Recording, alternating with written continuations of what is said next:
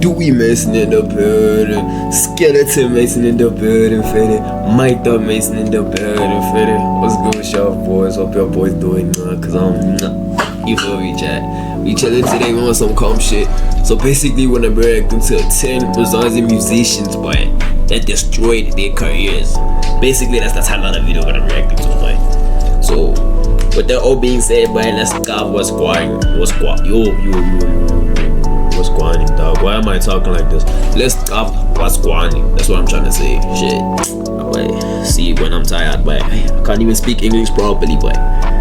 But fair day, let's stop the video, gents. Number 1 is Pitch Black Afro. Pitch Black Afro. Hey, by who? By who's this? Pitch Black Afro. Never heard of this bro. Who's this bro? Blend of hip hop and kwaito. His debut album Styling Gel became an instant hit, earning him critical acclaim and a loyal fan base. But success went hand in hand with a dangerous lifestyle. Pitch Black Afro's world began to unravel when he was arrested and charged with the murder of his girlfriend, Katharina Trisha Modisane. The trial was a media sensation, with Pitch Black Afro maintaining his innocence throughout. However, the evidence against him was overwhelming and was found guilty of culpable homicide. In June 2020, he was sentenced to 10 years in prison, and 5 years of which were suspended. He spent 3 years and was released on August 18, 2023. Number 2 is Briggs. Nah, gents. Am I not tapped in? Who's Briggs? Is he one of those bros that used to make music back in the day? Briggs? I swear to God, gents, I've never heard of this name, but no disrespect, Fede. I'm not saying like this and is a nobody. Well, if he's on his in this list, he's a somebody. But, boy, hey, I'm hearing names I've never heard. Hlango, better known as Briggs, is a kwaito musician who came into the scene in the late 90s with hits like Ayangena and Ska. No wonder I don't cover this bro. Late 90s. Late 90s. But I wasn't even a thought in the 90s, bro. His unique sound and charismatic stage presence earned him a loyal fan base. Briggs' story is compelling and unbelievable. His sister's daughter visited him in 2013, and Briggs took her to a different house that he was renting in Northgate. When they got there, he forced himself on her and then forced her to take a bath afterwards and threatened her with death if she ever said a word about what had just happened. Briggs continued with life as if nothing had happened, and when the little girl spoke up, he denied the allegation and what Joe, these ads boy. Need to run Windows on your Mac? Dog, this thing is embarrassing, dog. Parallels Desktop makes it simple. This thing is embarrassing, dog. And hired expensive lawyer. Gents, subscribe so I don't have to watch ads. Like, gents, all you have to do is subscribe. It's free. It's free to subscribe. But just subscribe so I don't have to watch these ads, boy. Cause like now I'm being embarrassed, dog. What if my crush is watching this, boy? And now she sees I can't afford 7-year rent for YouTube Premium. Come on, gents. Come on, gents. Come on, gents.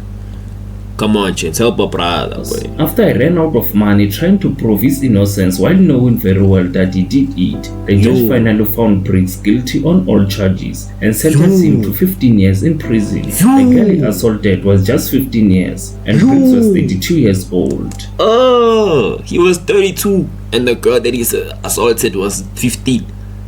Yeah, no, boy, when do you deserve life? Like on some real shit, bro. Okay, but on some real shit, though. She was 15, but you basically traumatized her life, basically. Like, my nigga, she'll never forget that. And you were 32. Come on, my boy. Like, this shit, boy, this shit doesn't make sense when famous people do this. Cause, like, bro, how you famous and making money? So you're telling me no one wants you. You're gonna go for a 15-year-old, boy. Yeah, but boy, Ntanas are just evil, boy. Ntanas are just evil. Ntanas are just evil. Boy, that's just being evil, boy. That's just being a bad person, boy. Boy, that's just being an evil person, boy. I cannot say it, but boy. I want you, boy. Oh, 32. This year he's 42 years old, and if he's going to serve his full sentence, he'll be out in 2028 when he's almost 50. That's tough. Number 3 is Lady Zama. Lady Zama got popular with hits like Love is Blind and Collide. A unique sound and charismatic stage presence made her one. Yo, what happened to Lady Zama, dog? Yo, what happened to her? I've never heard that name in a minute, boy. Does she still drop music, gents? For the ones that are tapped in, does she drop music? Cause me, I don't carve. Maybe she does. Maybe I'm just not tapped in. But I've never heard that name in a while. It's a household name. She was in a relationship with Java. The romance ended in a highly publicized scandal with allegation of abuse and exploitation. The once celebrated artist was now at the center of a media storm when she came public about an incident that happened in a hotel between her and Java. She claims Java forced himself on her without her consent. The singer then opened a case against Java, who then filed an application at the High Court to get the charges against him scrapped. The case was dropped by the MPA in 2020 because there were insufficient evidence to proceed with the charges. The scandal sparked widespread outrage, with fans and critics alike calling for Lady Zama cancellation. The once rising star is now an outcast. Her music and legacy is tarnished by the scandal, and since then, the artist has been labeled a liar. Number 4 is Jub Jub. Jub Jub. What did he do? Jub Jub made hits like Ndikokele, a gospel sound with a blend of hip-hop. Jub Jub began to unravel when he was arrested and charged with murder and attempted murder in 2012. He was found guilty and sentenced to 25 years in prison with the possibility of parole after 10 years. Jub Jub's love life was filled with scandalous relationships with fellow celebrities like Kelly Kumar. Gents, for y'all that stuff, man. Jub Jub with the braids, that was prime Jub Jub, dog. Jub Jub with the cornrows, that was prime Jub Jub, dog. With the braids and shit, that was too fresh. And Amanda DuPont. But who was doing it like this at this time, boy? Boy, no glaze, boy. What he got on, bro? Ndana was too fresh. Look at him, dog. This is like with my 1992, by the way. That's how fresh this Ndana is, dog.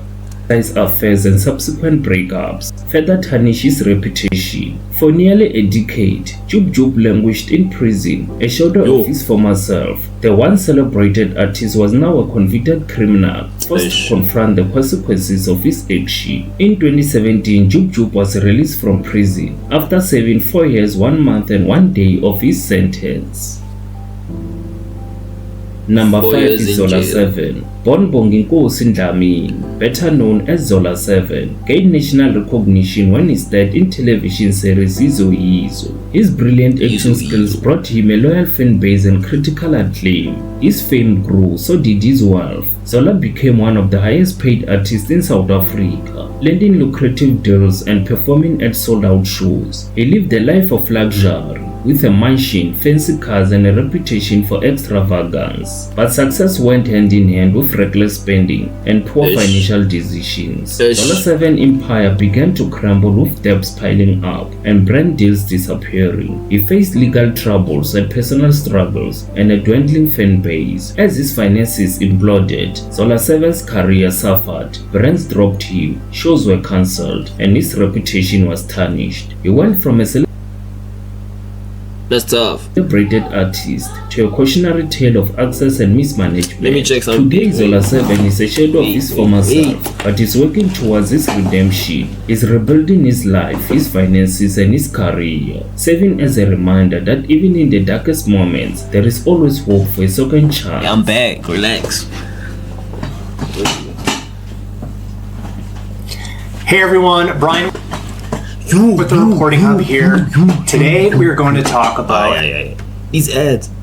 How these ads, boy. This is embarrassing, but gents, subscribe, gents. Subscriber, Number 6 is Fifi Cooper. Fifi Cooper is a hip hop star. Boy, wait, what happened to Fifi Cooper, dog? Boy, I haven't heard that name in a minute. Boy, I haven't heard that. Boy, what happened? What happened to this hand, dog? But I hear this Hans name in a minute, but last time I heard this Hans, dog, was probably with my 2019, but what happened to her, bro? Like, she didn't fall off. She jumped off. But if Fifi Cooper didn't fall off, she jumped off. It's like she disappeared. What happened? Now, the last time I saw her was probably on, like, Love and Hip Hop SA. That's the last time I saw her, bro. That was a very long time ago. Hits like Kisses, a unique sound mixed with Sipidori Kase rap Mutswako, and an energetic stage presence made her a force in the hip hop scene. Boy, she was our South African Nicki Minaj back in the day, dog. Like, she was that, but she was that shorty, dog. She was that hot, dog. Like, but this hot, but every time I turn on 322, dog, back in the day, the sound would be like that shit. She'll be playing, but she be doing her shit. Manje, I don't know what happened. Hey, well, Fifi Cooper, boy, what happened, dog? Fifi signed a lucrative deal with Ambitious Records, one of the biggest labels in South Africa. The move was hailed as a major coup, but it would ultimately prove to be a downfall. As the fame grew, so did the pressure. Fifi Cooper faced legal troubles, financial struggles, and a very public feud with a label. She spoke out about leaving Ambitious Entertainment, telling Drum Magazine a decision was due to financial problems and not personal issues. The rapper went on to claim that while she worked really hard, she was not making any money under the label, adding that the relationship with CEO Host was non-existent. She eventually left Ambitious Records and her career began to crumble. The rapper was interdicted from performing or claiming ownership of any song recorded while under the record label. Wait, how does that even happen? Dog, but you see now, dog, that's what, boy, I mean, dog, do these people read the contracts when they sign them, boy, or do they just sign? No, Baba, yeah, here's a contract, take, sign, and then they sign it. Like, my nigga, you have to read your contracts, guys. For all the artists out there, boy, gents, read your contracts. Boy, that's how, boy, what happened to her, bro? Like, how's that even possible? You don't own rights to your own songs, the ones that you make. Boy, that's equivalent to selling your soul, bro. No cap. Boy, that's equivalent to selling your soul, boy. But you see what I'm saying, boy? Like, gents, you must read. You must buy, gents. You must buy, gents. You mustn't just sign. And I know her. Number 7 is MT. MT changed the South African music scene with hits like Roll Up and Pill 2s. MT's He's back. better known for his unique African trap music sound. In 2015, Man, MT to me, dog, in my eyes, MT still that bro. He's still that nigga, boy. In my eyes, he's still that bro. I don't care what y'all Ntonas say. I don't care what y'all Ntonas think. In my eyes, that Ntona's that bro, dog. Like, he's really doing his shit. Boy, that Ntona's really doing his shit, dog. Right now, he's back. If you see his dreams, MT signed a lucrative deal with Ambitious Records, one of the biggest labels in South Africa. The move was major to his career. As his fame grew, so did the pressure. MT faced legal troubles, financial struggles, and a very public feud with his label. He also faced assault allegations from his wife, struggled with drug addiction, and insulted fans on social media, leading to a very public meltdown. After leaving Ambitious Entertainment, MT lost everything. His cars, awards and house because they belonged to his record label, which he claimed he was not aware of. When he sat down with Mac G, he said that he started to get frustrated with the label after he overworked himself, performing as many as 6 gigs in one night for a standard salary at the end of the month. Today, MT is a shadow of his former self, but is working towards his redemption. He's rebuilding his life, his finances and his career. Facts. MT is doing his Number shit. 8 is Sitjhaba Pali. Sitjhaba Pali is a South African musician. He rose to fame in the early 2000s. However, his career was cut short due to struggle with drug addiction and financial struggles. He made headlines for the wrong reasons in the media. He was convicted for sexual assault of a 15-year-old girl who later became pregnant. Here's another one. Another nigga vying for a child. Gents, Kanti, what is up with these 15-year-old girls and these old brews? Bruh, she's 50. Gents, I've seen 15-year-old girls, dog. It's literally, boy, you can see that this boy, like, there's nothing special. Like, you can see, boy, she's just a child. Like, when you look at her, bro, like from a distance. So you're gonna say, what? How? What? Nigga, you're famous. You have money. You can get a 24-year-old. My nigga, you can even get a 40-year-old. You can get the MILFs. Mtwana, you can chow the sugar mama level. Why you vying for the kids? Why you vying for the kids, bro? Why is he vying for the kids, dog? But this shit is done at 15. Kola Gooks in Tana's over 25. 15. What? Wait, 15 years old is like, I think that's grade 9, bro. I think that's grade 9 or grade 8. It's between grade 9 and grade 8. But that's disgusting, bro. Like, I'm not a judger, cause you know only God can judge. Only God can judge. But boy, the thing these bros are doing, boy, this shit needs to be studied, bro. Like, how does a 15-year-old intrigue you? Like, boy, how does a 15-year-old cause you, boy? Like, the fuck? That doesn't make sense, boy.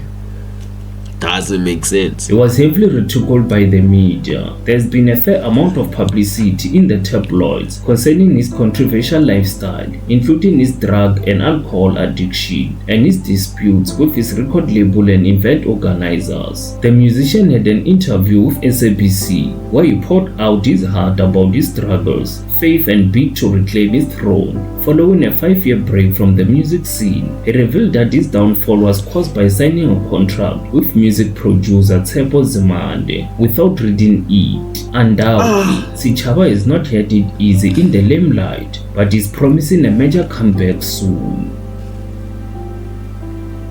Number 9 is DJ Sbu. Sibusiso Luope, better known to viewers as the energy drink hustler DJ Sbu. DJ Sbu became one of the highest paid DJs in South Africa, landing lucrative deals and performing at sold-out shows. He lived a life of luxury, with a mansion, fancy cars, and a reputation for extravagance. But success went hand in hand with reckless spending and poor financial decisions. DJ Sbu's image began to crumble with debts piling up after being fired by Metro FM, the SABC radio station where he had the radio show after promoting his More Fire at the 40th Metro FM Awards. DJ Sbu's downfall was largely due to his reckless spending and poor financial decisions. He invested Wait, sorry. Let me vibe back. Hi, gents. in his More Fire at the 40th Metro FM Awards. DJ Sbu's downfall was largely due to his reckless spending and poor financial decisions. He invested in failed businesses, splurged on luxury items that drained his bank account, but is getting his groove back.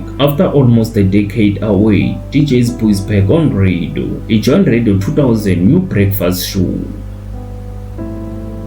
Yo, Number 10 DJ is Sbu. Gents, you see this thing of buying Louis Vuitton bags, Christian Dior, everything. Gents, calm down, calm down. Invest. You must invest. Zwai. Ntsiki is a South African songwriter, poet, music producer, beatwork artist, event MC, blogger, and an author. Her music genres are traditionally pop, reggae, house music, and Afro soul. In 2004, she made a debut in the mainstream industry by 2004, bro. These niggas are too old, dog. 2004, bro. How long that is? The first song, Light Up My Life. It was featured on DJ's fresh album Skubu Samambela Volume 2, but the success went hand in hand with controversy. Ntsiki faced legal troubles, Twitter feuds, and public backlash. She faced the hate on Twitter, with many criticizing her for her controversial views and actions. The hate was so intense that it led to a public meltdown, damaging her reputation and career. There is a fine line between being outspoken and an attention seeker. She keeps on crossing it, which made her an industry outcast. And that would be all for today. Thank you for watching. That's tough. Don't forget. No, gents, that's tough, gents. But like mostly, as you can see, it is like record labels and shandies, boy. Yo, boy, these record labels are dribbling these brews, dog. Dribbling these brews, boy. Gonna give you 5,000 rand for a song that made 300,000, boy. Imagine. That's tough. That's tough, boy. It's giving these niggas coins. That's what I'm saying, Chen. Sometimes you must buy independent, but it's hard to buy independent because you need money to make money in the music industry. Like, boy, like imagine if you broke now, you can't try a music video. It's chat. But if you can, boy, try an independent way, boy. Independent way. or like a distro deal. But I feel like now it's different because more people are aware of scammers and stuff in the music industry. So it's like, it is what it is. But me, boy, if a bro was treating me like MT, boy, I'd have to burn his house or something, bro. But MT, they were giving him like, yo, boy, Donna, how does the record label own your house and your cars? Boy, that's the shit that'll make me blow up a nigga's car, bro. Gonna take my house and my car because I'm leaving your record label. Boy, fella,